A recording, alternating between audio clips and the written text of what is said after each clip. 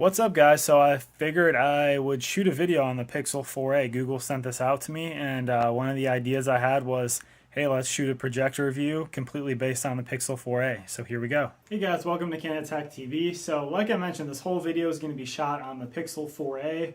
So this was a gift from Google. They sent it out, so I figured why not make a projector review on it. So today we have the Vivibright F10 series projector. So this is actually a 1280 by 720p native resolution projector. It's actually on sale right now, not on Amazon, but on like GearBest, they have it around $95.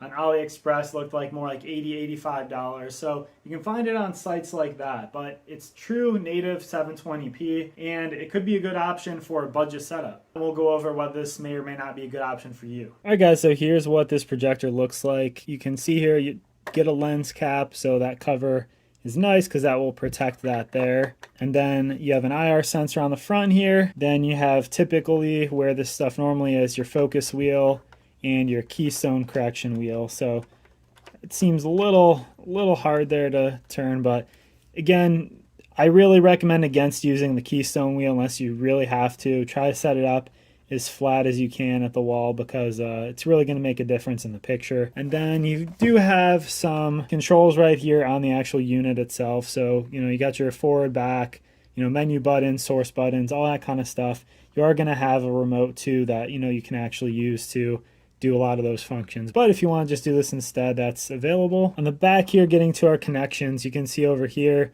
there's the headphone jack out, so you can hook this up to speakers using an aux cable right there. Another IR sensor. You got a couple USB ports there, one HDMI, the DC in for the power to the device. All right, so going over to the bottom here, you can kind of see some of the specs here, and basically just says it's a 720p projector, not a whole lot else. You do have some padded little spots here, which is nice. These are kind of rubberized.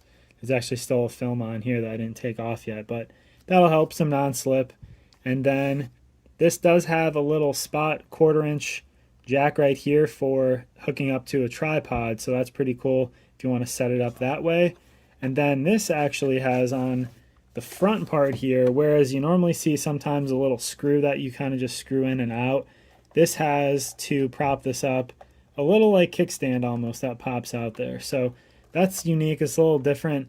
It's kind of hard because you only have basically one height you can use though, because it's either basically fully open or fully closed. I tried putting it, partial way like this and setting it down and everything, but typically when I did that, it didn't stay up the best. And so guys, one of the things I really liked about this is just that size. I mean, you can kind of see here in my hand, this is a 720p projector, and it fits in the palm of my hand here where I can easily handle this. So it's pretty neat because it is portable, and if you want to use this in multiple rooms, or if you want to take this somewhere with you, or use it outside and do a summer movie night or something like that, it's pretty cool. How does this do with gaming? Can I use it with a gaming setup? Definitely not for 480p.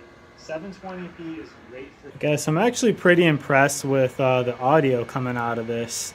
The audio actually was not that bad, and I did not have that hooked up to an external set of speakers. So you can see I have it set up here in the middle of the room on my tripod. I'll say this one has been a bit of a hassle actually like setting up on here. It's been very hard to get a level screen with this one. So you're, once you get it set up and if you leave it up there, you'll be fine. But here's a little close up. And this is like the quality up close. You can see, some of the pixelation happening. But yeah, I mean, that's the 720p native, so not bad. And then usually for text and everything, honestly, that 720p usually does a pretty good job. So let me show you some of the menu screens here. So you can see, typically don't have any real issues with being able to read this stuff and looking at the text here. We'll go into Hulu. So you can see, let me show you real quick. One of the big issues I have with this projector is see how this is not straight. So that is because it is not level. So you're gonna get that when your projector is not completely level. What you're supposed to do is you're supposed to use your keystone correction on the projector here. Let me show you here. See, that'll kind of fix it. But basically when you have to refocus then, usually some part of your picture is going to be out of focus. Like right now, the bottom is kind of focused in, but now the top is pretty out of focus.